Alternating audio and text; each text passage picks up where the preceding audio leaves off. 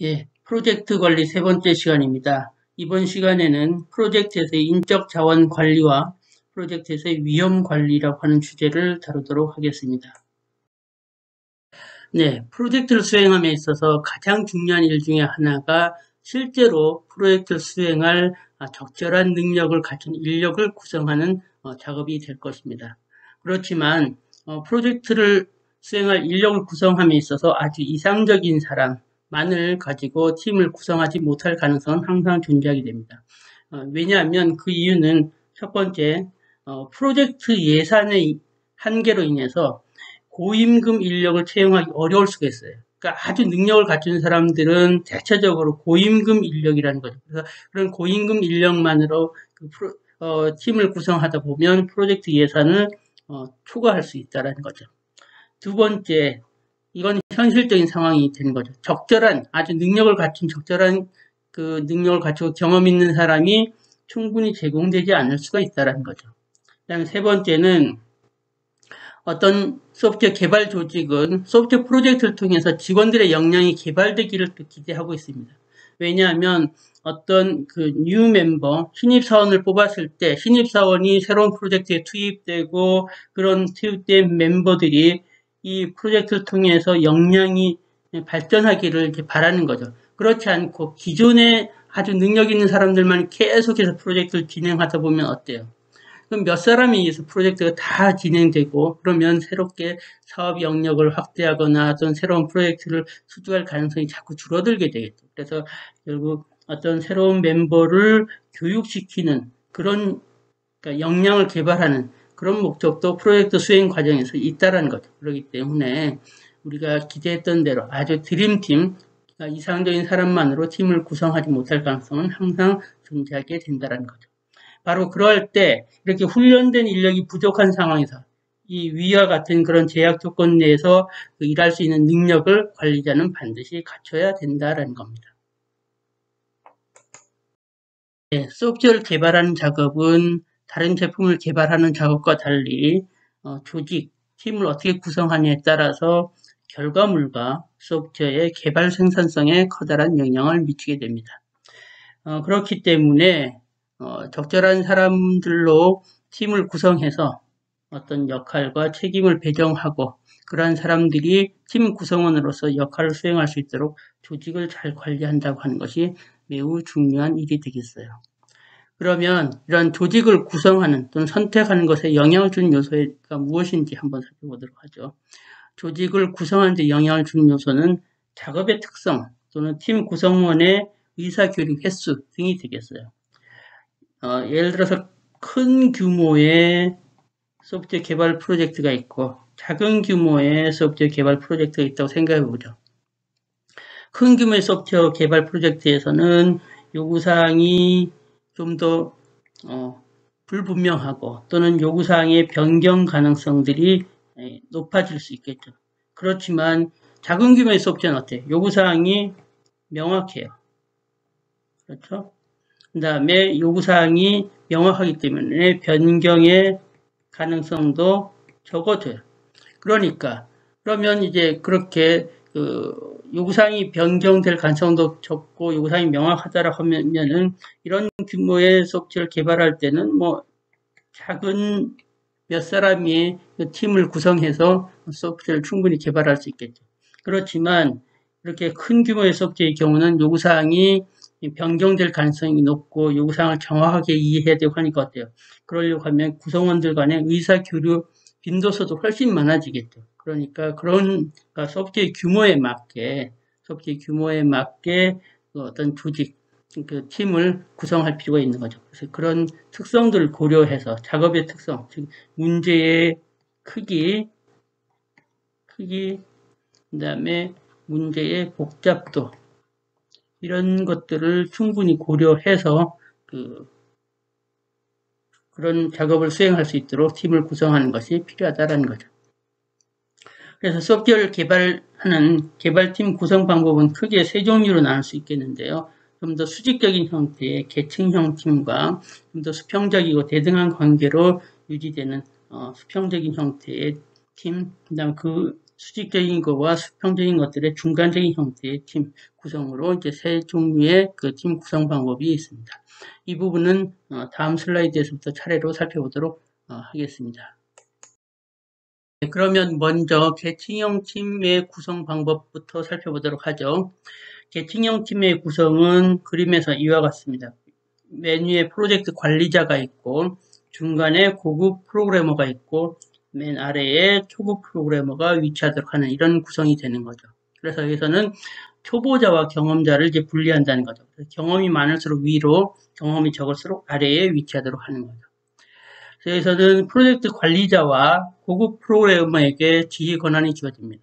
그래서 이 프로젝트 관리자는 전체 그 시스템을 총괄해서 보는 거고, 이 고급 프로그래머는 그 일부 서브 시스템을 개발한다고 하면 그 서브 시스템에 대해서 업무를 분할해서 그 각 초급 프로그래머에게 업무를 분할해주고 업무를 지시하는 그런 일을 하는 거죠. 그렇게 보고 이제 프로젝트 관리자는 각 그 중간에 위치한 고급 프로그래머에게 각 서브 시스템들을 이제 책임을 맡기는 거죠. 그래서 이렇게 하다 보니까 그 관리자와 고급 프로그래머에게 지휘 권한이 주어진다는 거죠. 그 다음에 그 서로 의견 교환, 의사 교환은 특히 기술적인 테크니컬한 그 의견 교환은 초보 엔지니어와 중간 관리층으로 이제 분산된다는 거죠. 아까 얘기했던 대로 이 부분에서 이제 하나의 서브 시스템을 개발한다고 하면 그러한 개발에 관련된 기술적인 의견 교환은 이들 간에 주로 이제 자주 발생하게 되겠죠.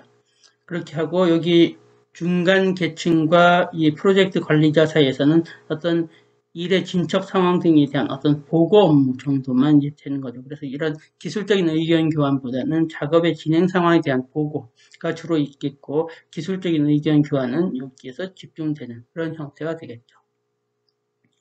그래서 이러한 이 팀 구성 방법의 장점은 소프트웨어 구조가 계층적으로 잘 나눠진 경우에 적합해요. 그러니까 무슨 말이냐면 소프트웨어 시스템이 하나의 소프트웨어 시스템이 있는데 여기에는 여러 개의 서브 시스템으로 구성되고 다시 이 서브 시스템은 또 다른 서브 시스템으로 구성되고 그러한 서브 시스템들이 여러 개의 작업으로 된다라고 할 때 이런 식으로 될 때 바로 하나의 서브 시스템 단위로 이렇게 아까 얘기했던 대로 고급 프로그래머에게 그런 서브 시스템 단위로 작업을 맡길 수 있다는 거죠. 그렇기 때문에 이런 경우에 적합하다. 특히 대규모 프로젝트의 경우에는 이렇게 프로젝트 관리자, 중간 관리자, 중간 프로그래머 사이에 그렇게 두 단계 정도가 아니라 더 많은 여러 개 팀으로 구성될 수 있어요. 아까 얘기했던 대로 여기서 소프트웨어 시스템이 서브 시스템, 또 다른 서브 시스템이면 이렇게가 아니라 이렇게 다시 그렇게 더 세부적으로 나눠서 여러 계층으로 구성할 수도 있다는 거죠. 근데 이 구성 방법의 단점은 기술 인력이 관리를 담당해요. 아까 얘기했던 대로 이 고급 프로그래머가 이 초급 프로그래머들에게 업무를 분할해주고 뭐 지시를 하고 하는 등등에 해서 어떤 관리 업무를 한다는 거죠. 그러다 보니까 이 고급 프로그래머가 사실은 지금까지 소프트웨어를 개발하면서 쌓았던 여러 가지 경험, 역량 등을 이제 발휘할 기회들이 좀 줄어든다라고 하는 그런 단점도 있습니다.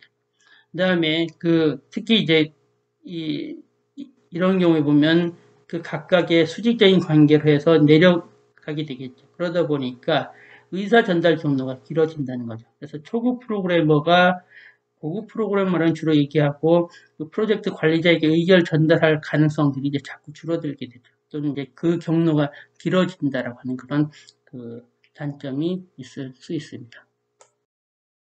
네, 두 번째로는 에고리스 팀 형태의 팀 구성 방법입니다. 에고리스 팀은 그림과 같은 형태로 이제 구성되는데요. 여기 보면 각 구성원들이 이제 있고요. 그래서 각 구성원들이 자신의 일을 알아서 수행을 합니다. 그러다가 이제 필요하면 다른 구성원과 서로 의견 교환을 하면서 협동해서 수행을 하게 돼요. 그래서 여기서는 각 구성원들 간의 다양한 의사교류, 그런 의사교류가 활발하다라고 하는 특징이 있고요.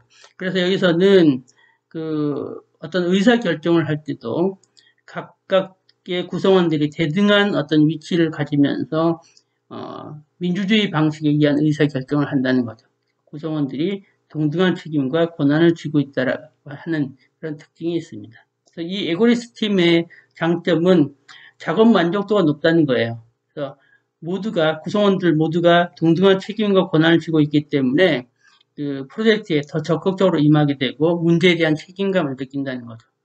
그 다음에 이 그림에서 보시는 대로 각 구성원들 간에 다 어떤 의견 교환을 할 수 있기 때문에 의사 교류가 활발하다고 하는 장점이 있습니다. 그래서 이런 장점을 살려서 복잡하고 이해가 되지 않는 그런 문제를 많이 포함하고 있는 그런 롱텀 프로젝트에 이제 적합한 그런 장점이 있습니다. 그렇지만 또 한 단점도 있는데요. 모두가 동등한 책임과 권한을 지지만 누가 대표로 그 명확하게 책임을 져야 되는 그런 일들이 종종 생기는데 그럴 때 누군가에게 좀 대표적으로 책임을 물어야 하는 그런 상황이 있어서 책임이 명확하지 않은 그런 일들이 이제 생길 수 있다는 거죠. 다들 똑같은 정도의 책임, 권한을 갖기 때문에 누가 대표로 책임을 져라라고 하면 다들 지기 싫어하는 그런 형태가 생기는 거죠. 그 다음에 대규모 프로젝트에 적합하지 않아요. 왜냐하면 활발한 이런 어떤 의사 교류가 활발한 건 좋은데 이러다 보니까 어떤 의사 결정을 함에 있어서 시간이 좀 많이 지연되는 그런 가능성들이 있다라는 거죠. 그래서 때에 따라서 발빠르게 어떤 의사 결정을 해야 되는데 그런 부분에 있어서 지연될 가능성 때문에 특히 대규모 프로젝트에는 적합하지 않다라고 하는 단점도 있습니다. 네, 앞에서 살펴본 계층형 형태의 팀 구성은 너무 수직적이고, 그 다음에 에고리스 팀 형태의 팀 구성은 이제 너무 수평적이었죠. 그래서 그러한 그 팀 구성의 방법들의 약간의 그 단점들을 보완하기 위해서 나온 세 번째 유형이 그 책임 프로그래머 팀 방식의 팀 구성이 되겠어요.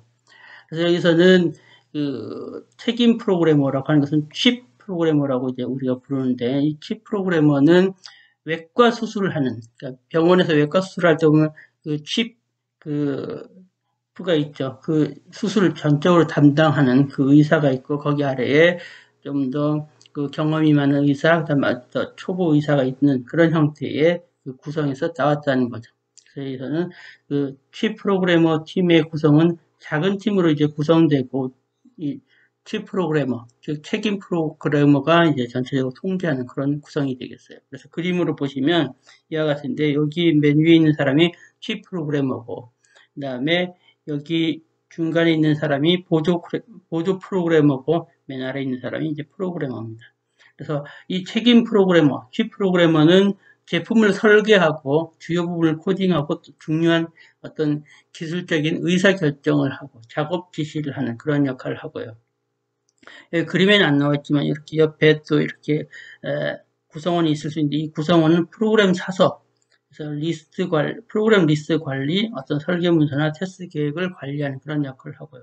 그다음 보조 프로그래머는 이 사람들이 이제 보조 프로그래머인데 이 칩 프로그래머와 함께 기술적인 문제를 서로 이제 상의하는 그런 역할을 하고요. 또한 고객을 만난다거나 품질 보증팀을 이제 만난다거나 하는 그런 일도 하고, 그다음에 칩 프로그래머의 감독하에 이제 분석, 설계, 구현도 이제 담당할 수 있습니다. 그다음에 여기 맨 아래 있는 그 프로그래머는 이제 실제 각 모듈들을 프로그래밍하고 테스팅 또는 디버깅하는 역할을 이제 수행을 하는 거죠. 그래서 이렇게 각자가 역할을 나눠서 하는데 중요한 것은 이 책임 프로그래머가 전체적으로 팀을 통제한다는 그런 형태의 구성이 되겠습니다. 이러한 책임 프로그래머 팀의 장점은 그 책임 프로그래머에게 의사결정권이 집중되어 있다는 거죠. 그래서 의사결정이 아주 빠르다라고 하는 그런 장점이 있습니다. 네, 이제 그 칩 프로그래머 중심으로 이제 팀이 구성돼서 그 칩 프로그래머가 어떤 의사결정을 많이 하기 때문에 소규모 프로젝트에 적합하다는 거죠. 어떤 전체적으로 큰 체계적인 팀 구성이라기보다 칩 프로그래머에게 권한을 주고 칩 프로그래머들이 아래에 있는 여러 프로그래머들을 구성해서 전체적으로 책임을 지고 이제 진행을 한다는 거죠. 그렇기 때문에 그 소규모 프로젝트에 적합하고요. 그렇지만 이 초보 프로그래머를 훈련시키는데 이제 아주 좋다는 거죠. C 프로그래머가 개별 그 각각의 그 초보 프로그래머들에게 그 작업을 지시하고 그 지시한 작업들을 실제로 살펴보고 하면서 초보 프로그래머들의 역량을 그 강화시키는데, 훈련시키는데 이제 적합한 그런 모델도 될 수 있다는 거죠.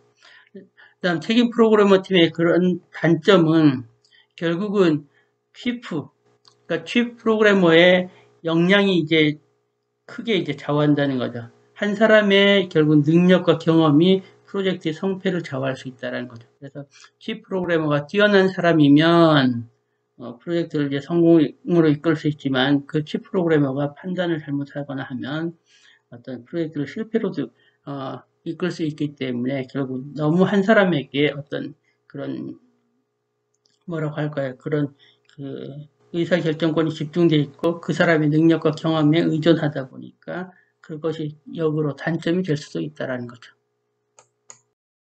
네, 다음으로 효과적인 팀 규모 선정에 관련된 이슈를 살펴보도록 하겠습니다. 맨먼스와 같이 예상 개발 노력이 주어진다고 하면 최적의 팀 규모를 정하는 데 이제 도움이 된다는 거죠. 이러한 이유 때문에 우리가 앞서서 예상 개발 노력을 이제 추정하는 그런 과정을 이제 수행을 했었죠. 네, 그런 식으로 이제 맨먼스와 같은 예상 개발 노력이 이제 추정된다고 하면 팀 규모를 선정하는 데 이제 도움이 된다는 거죠. 그렇지만 이제 팀 규모를 2배로 늘린다고 해서 개발 시간이 절반으로 줄지는 않는다라는 얘기입니다. 우리가 시골에서 이제 밭을 경작할 때 이제 밭을 갈아야 된다라고 하면은 이 사람을 이제 밭 가는 과정에서 사람을 2배로 투입하면 이 경우는 어때요? 그 밭 가는 시간이 절반으로 줄어들죠. 그렇지만 이렇게 밭을 경작하는 것이 아니라 소프트웨어 개발이라고 하는 것은 어때요?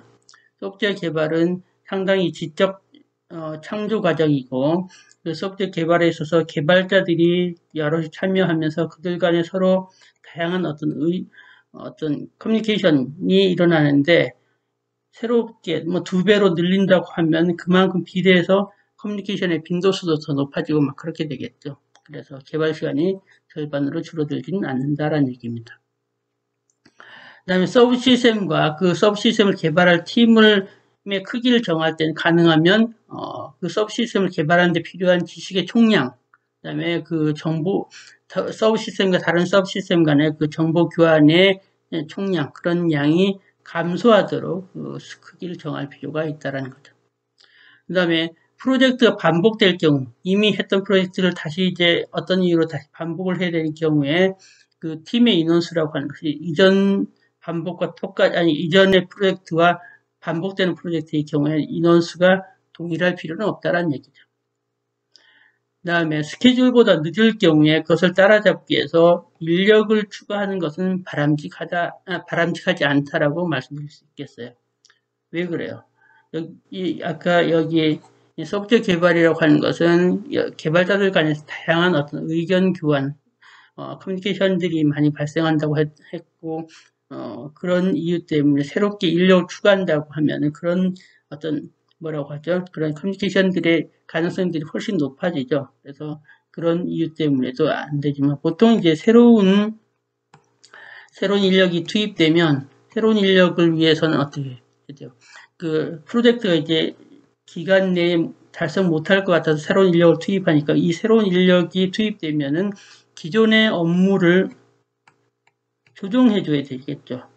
업무를 조정해야 됩니다. 그래서 새롭게 업무를 좀 나눠야 된다거나 하면은 기존 그 업무들이 조정되는 과정이 있고, 그 다음에 이 새로운 인력에게 그 기존에 수행됐던 프로젝트에 대한 교육을 뭐 수행을 해야 되겠죠. 그래야 이 사람도 이해를 하고 따라오고 이제 개발을 할 수 있으니까. 근데 그런 이유라든지 또는 방금 전에 얘기했던 대로 어떤 커뮤니케이션의 빈도수가 훨씬 높아지죠. 그래서 이런 등등의 이유로 새로운 인력을 투입한다고 해서 결코 그 프로젝트를 시간을 따라잡기는 어려울 수 있다는 얘기입니다. 이런 부분들을 항상 그 기억하셔서 그 적절한 팀 규모를 선정하는 것이 중요한 문제가 되겠습니다. 예, 프로젝트 팀을 구성할 때 필요한 기술은 다음과 같이 이제 여러 개의 기술들이 필요합니다. 그래서 이러한 기술들에 대해서는 그 각 전문가들을 다 둘 수도 있겠고, 그렇지 않고, 한 사람이 여러 그 전문가로서의 역할을 이제 수행을 할 수도 있겠습니다. 그래서 중요한 몇 가지 기술에 대해서 살펴보도록 하죠. 아키텍트. 제가 전에 소프트웨어에서는 소프트웨어의 구조, 아키텍처가 중요하다고 했었죠. 그래서 이런 아키텍처를 그 설계한 사람이 아키텍트가 되겠어요. 요즘은 특히 이 소프트웨어 아키텍트의 역할이 더욱 중요해지기 때문에 아키텍트는 반드시 있어야 됩니다.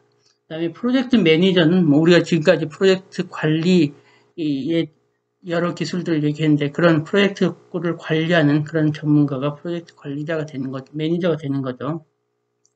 그 다음에 컨피그레이션 매니지먼트의 전문가는 어떤 소프트웨어 시스템의 변경,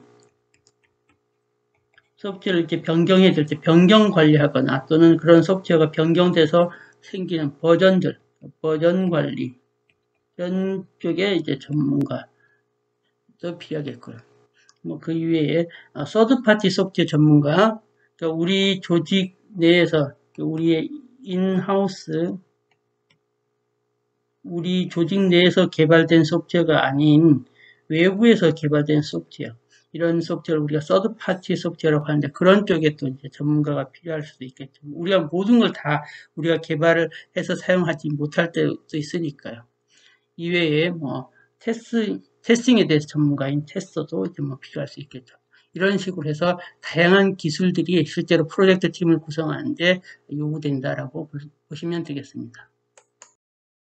네, 계속해서 프로젝트 관리 활동 중에서 위험 관리 활동에 대해서 살펴보도록 하겠습니다.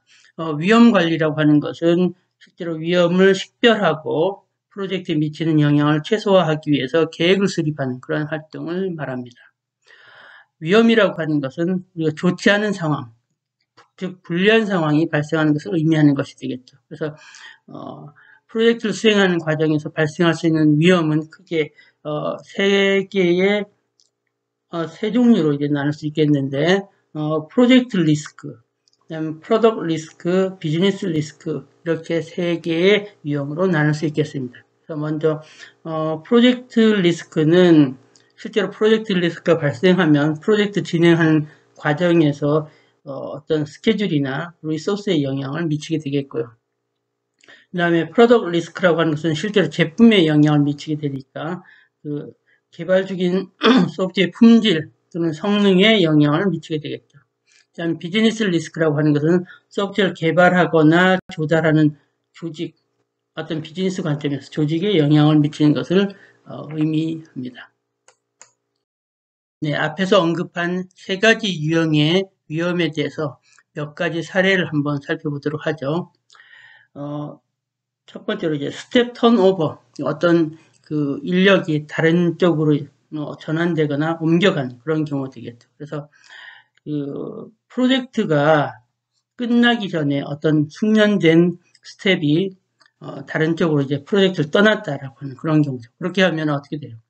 얘는 이제 프로젝트에 영향을 미치게 되는 거죠. 그러니까 프로젝트 일정이 지연되거나 인적 자원, 그 휴먼 리소스 부분에서 이제 영향을 받게 되겠죠.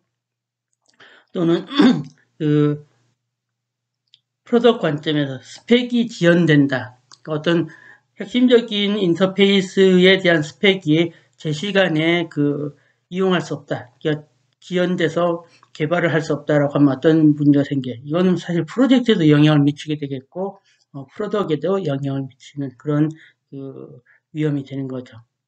또는 순수하게 프로덕트에만 영향을 미치는 걸로 보면, 우리가 사용하는 케이스 도구가 제대로 성능을 발휘 못한다라는 얘기죠. 그러니까 우리가 기대했던 것만큼의 성능을 케이스 도구가 발휘 못하면 그런 케이스 도구를 이용해서 제품을 개발하려고 할 때 이 프로덕트의 어떤 그 품질에 영향을 미칠 수 있겠죠. 다음 비즈니스 관점에 영향을 미치는 위험을 보면 경쟁 제품, 어떤 경쟁 제품이 등장한다거나 이럴 때, 그러니까 우리가 이 시스템을 개발하기에 앞서서 어떤 경쟁 제품이 시장에 출시되면 어떻게 되겠어요? 이 개발 조직에 있어서 어떤 비즈니스 관점에서 영향을 미치게 되겠죠. 그래서 이런 식으로 어떤 프로젝트 또는 프로덕트 또는 비즈니스 관점에서의 그 영향을 받는 여러 유형의 이제 그 여러 종류의 그 위험들에 대한 그 사례를 살펴볼 수 있겠습니다. 네, 위험 관리 활동은 위험 관리 프로세스를 따라서 이제 진행하면 되겠습니다. 그래서 위험 관리 프로세스를 구성하는 업무들을 살펴보면 위험 식별, 그 위험이 프로젝트에 대한 거냐, 제품에 대한 거냐, 비즈니스에 대한 거냐라고 하는 그런 위험을 실제로 파악하고 식별하는 그런 그 업무가 필요하겠고요. 그 다음에 위험 분석, 그런 위험의 가능성이 어떠하냐, 그 다음에 그 결과는 어떠한가를 평가하는 위험 분석도 필요하겠고요. 그 다음에 위험 대처 계획 수립, 그 위험의 영향을 회피하거나 최소화하기 위한 어떤 계획을 작성하는 이런 업무도 필요하겠죠. 그 다음에 위험 모니터링, 그 프로젝트 전반에 걸쳐서 위험을 모니터링하는 이런 그 업무도 필요하겠죠. 그래서 이런 식으로 이러한 업무들로 구성된 그 위험 관리 프로세스를 따라서 위험 관리 활동이 진행되겠습니다. 네, 방금 전에 그 위험 관리 프로세스를 구성하는 업무들을 살펴봤는데요. 그러한 업무들을 이제 배치해서 실제로 수행하는 위험 관리 프로세스를 그 과정들을 한번 살펴보겠습니다. 제일 먼저 리스크 아이덴티피케이션, 즉 위험 식별이 있어야 되겠고요. 그럼 위험 식별을 하면 잠재적인 위험들의 그 목록들이 이제 나오게 되겠죠. 그 다음에 리스크를 분석을 해야 되겠죠. 그렇게 리스크를 분석하고 리스크를 분석하면 앞에서 파악했던 그런 리스크들에 대해서 우선순위가 적용된 그런 리스트가 이제 나오게 되겠고요. 그 다음에 리스크를 계획을 하면 이 계획 단계에서는 리스크를 회피한다든지 또는 리스크가 발생했을 때 대처하기 위한 어떤 비상 대책 같은 것들을 이제 준비하게 되겠고요. 리스크 모니터링은 그런 위험에 대해서 계속해서 이제 평가를 하면서 꾸준히 모니터링하는 그런 그 작업이 진행되겠죠. 그래서 이 위험 관리 프로세스는 리스크를 아이덴티피케이션 한 다음에 분석하고 계획하고 모니터링하고 하는 이런 과정이 계속해서 이제 반복하는 이런 일련의 프로세스로 구성되게 되겠습니다. 네, 위험 식별 단계에서는 프로젝트를 진행할 때 발생할 수 있는 여러 유형의 이제 위험들을 파악을 하는 그런 과정이 되겠죠. 그래서 어떤 종류의 위험인지 우리가 한번 살펴보도록 하겠습니다. 기술적인 이제 위험인데요. 예를 들어서 시스템에서 사용되는 데이터베이스가 우리가 기대했던 것만큼 많은 트랜잭션을 처리하지 못한다라고 하는 이런 위험도 있을 수 있다는 거죠. 또는 어떤 소프트웨어 컴포넌트가 있는데 이것이 재사용돼야 되는 소프트웨어 컴포넌트인데 얘가 어떤 결함을 갖고 있어서 소프트웨어가 제 기능을 발휘하지 못한다라고 하는 것도 어떤 기술적인 위험이 될 수 있다는 거죠. 그 다음에 사람에 관련된 위험을 보면 어떤 그 충분한 기술을 가진 사람을 이제 제대로 채용하지 못할 수도 있다는 거죠. 이런 것은 사람에 관련된 위험이 될 수도 있겠고요. 그 다음에 핵심적인 요원이 어떤 중요한 시점에서 아파서 제대로 이제 일을 못한다라고 하는 이런 것들도 위험이 될 수 있다는 거죠. 이것은 이제 사람에 관련된 위험이 되겠고요. 그 다음에 조직적인 측면에서 그 개발 조직 관점에서의 위험으로 보면 어떤 그 조직에서의 그 파이낸셜 프로블럼, 어떤 재정적인 문제로 인해서 프로젝트 예산을 이제 줄여야 되는 그런 상황이 생긴다라고 하면 이런 것들도 그 위험이 될 수 있다는 거죠. 그 다음에 도구 관점에서 보면은 케이스 도구가 만들어내는 코드가 효율적이지 못하다라고 하면 이런 부분들 같은 경우도 이제 위험이 될 수 있다는 거죠. 그 다음에 요구사항 관점에서 보면 어떤 그 요구사항에 가해진 요구사항에 어떤 변경을 가했더니 그것이 메이저 디자인 리워크, 그 설계 작업을 많이 이제 다시 재수행해야 하는 이런 상황이 발생한다라고 하면 이런 것들도 위험 요소가 될 수 있다는 거죠. 그 다음에 그 어떤 소프트웨어를 개발할 때 요구된 시간, 이 개발 시간을 우리가 이제 언더에스티메이트 했다는 거죠. 그러니까 잘못 평가해서 과소 시간을 적게 잡았는데 실제로 개발할 때 보니까 더 많은 시간이 요구되더라라고 하면 어떤 일이 생겨요. 프로젝트를 완수해야 되는데 그 걸리는 시간이 더 지연되게 되겠죠. 그래서 그런 부분이라든지 어떤 그 결함을 수정하는 그 비율이 또 이제 과소평가됐다든지 이런 등등이 다 위험으로 이제 우리가 인식할 수 있다라는 거죠. 그러니까 생각보다 다양한 유형의 위험이 프로젝트를 진행하는 과정에서 나타날 수 있다라고 보시면 되겠습니다. 네, 위험 분석 단계에서는 앞서서 이제 식별된 그 위험들에 대해서 각각의 위험들이 발생할 가능성과 그것이 발생했을 때 심각성을 이제 평가하는 그런 일들을 수행을 하게 되겠습니다. 그래서 앞에서 우리가 그 식별한 그런 위험들에 대해서 그것들이 발생할 가능성과 심각성에 대해서 한번 따져보도록 할까요? 앞에서 얘기했던 대로 어떤 그 조직의 재정적인 문제 때문에 프로젝트 예산을 줄여야 된다라고 하는 이런 문제의 경우는 사실 발생할 확률은 그렇게 높지는 않다라는 얘기죠. 근데 이것이 발생해서 프로젝트 예산을 많이 줄여야 된다라고 하면 그 영향은 아주 심각하고 치명적일 수 있다는 얘기죠. 그 다음에 프로젝트를 수행하는 데 필요한 기술을 가진 사람을 제때 채용하지 못한다라고 하는 이런 가능성은 생각보다 이제 가능성은 높다라는 얘기입니다. 근데 가능성도 높을 뿐만 아니라 이것이 끼치는 영향도 아주 치명적일 수 있다는 얘기죠. 왜냐하면 충분한 기술을 가진 사람을 고용해야 우리가 그 프로젝트를 제 시간에 완수를 할 수 있는데 그런 사람을 뽑지 못한다고 하면 그 프로젝트를 품질이 많이 떨어지거나 또는 프로젝트가 제 시간에 완수되지 못할 가능성이 높아진다는 얘기죠. 그렇기 때문에 이제 치명적이다라고 보는 거죠. 그 다음에 핵심적인 개발자가 아주 중요한 시점에서 이제 아프다라고 하는 이런 일들은 발생할 가능성이 중간 정도 이제 좀 이제 사람이 개발자들이 여럿이 있다 보니까 많은 개발자들이 이 개발에 참여하다 보니까 중요한 그 개발자가 종종 아플 수가 있다는 거죠. 그래서 그럴 가능성은 중간 정도 되겠고 미치는 영향은 좀 그래도 이것도 심각한 수준이 된다는 얘기죠. 그 다음에 우리가 재사용해야 하는 그런 소프트웨어 컴포넌트에 대해서 그 컴포넌트가 어떤 결함을 갖고 있어서 제 기능을 발휘하지 못한다라고 하면 이럴 가능성도 중간 정도는 되고 이럴 때도 이제 심각한 수준이 된다라는 얘기죠. 그래서 이렇게 각각의 위험들에 대해서 그 위험의 발생 가능성과 심각성들을 이제 평가하는 이런 작업을 수행하는 단계가 위험 분석 단계가 되겠습니다. 네, 위험 대처 계획 수립 단계에서는 위험의 발생할 확률을 줄이는 회피 전략을 쓰거나 그 위험의 영향을 최소화하기 위한 그 최소화 전략 또는 그 위험이 발생했을 경우에 그러한 위험을 다루기 위한 비상 계획을 이제 준비하는 이런 일들을 수행하게 되겠습니다.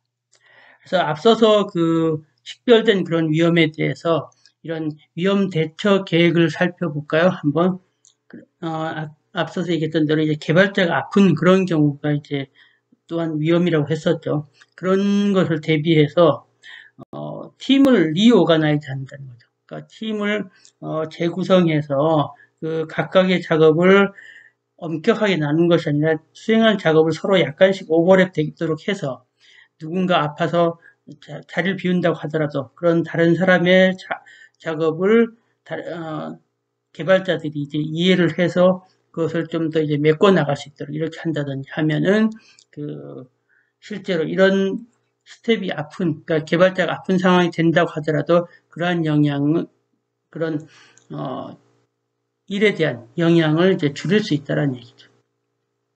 어떤 결함이 있는 컴포넌트의 경우 또 이제 위험이 될 수 있다고 했었죠. 그래서 어떤 그 결함이 있는 컴포넌트를 우리가 인하우스 우리가 자체로 개발한 컴포넌트가 이제 그것이 결함이 있을 때 계속 그것을 사용하느냐라고 하면 이제 그런 어떤 기능에 제약이 되는 그런 부담도 있는 거죠. 위험도 있는 거죠. 그러니까 그럴 때는 우리가 어느 정도 알려진 성능을 갖춘 그 신뢰도를 갖춘 그 컴포넌트를 이제 구매를 해서 그런 구매한 컴포넌트로 우리가 그 사용하고자 하는 컴포넌트, 그러니까 즉 결함이 있는 컴포넌트를 대체하도록 하는 그런 전략을 쓴다고 하면은 실제로 이런 결함 있는 컴포넌트를 사용해서 기능을 제대로 발휘하지 못할 그런 위험들을 이제 줄일 수 있겠죠. 그래서 이런 식으로 위험 대처 계획 수립 단계에서는 다양한 이런 위험들에 대해서 그런 위험들을 회피하거나 줄여나가거나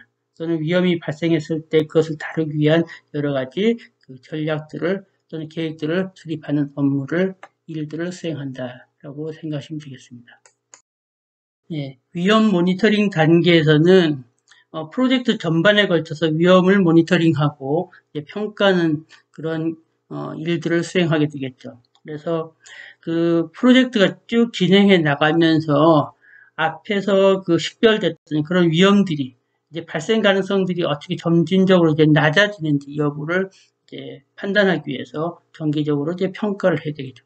그래서 위험의 발생 가능성이 낮아지는지 여부를 살펴봐야 되겠고, 또한 위험이 끼치는 그런 영향이 프로젝트가 진행되어 나가면서 변경되었는지 여부도 또한 이제 평가를 해야 되겠죠.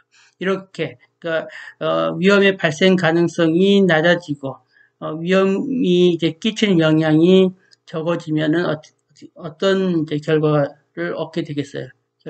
결국 이제 프로젝트를 성공적으로 좋은 품질의 소프트웨어를 제 시간에 이제 완수할 수 있겠죠. 그래서 그런 위험들의 발생 가능성을 낮추고 위험으로 인한 영향을 줄여나가는 그런 쪽으로 계속 위험 관리가 진행돼야 되는데 그런 식으로 의도했던 대로 잘 진행되고 있는지를 모니터링하는 그런 일들을 이 위험 모니터링 단계에서 수행한다고 보시면 되겠습니다.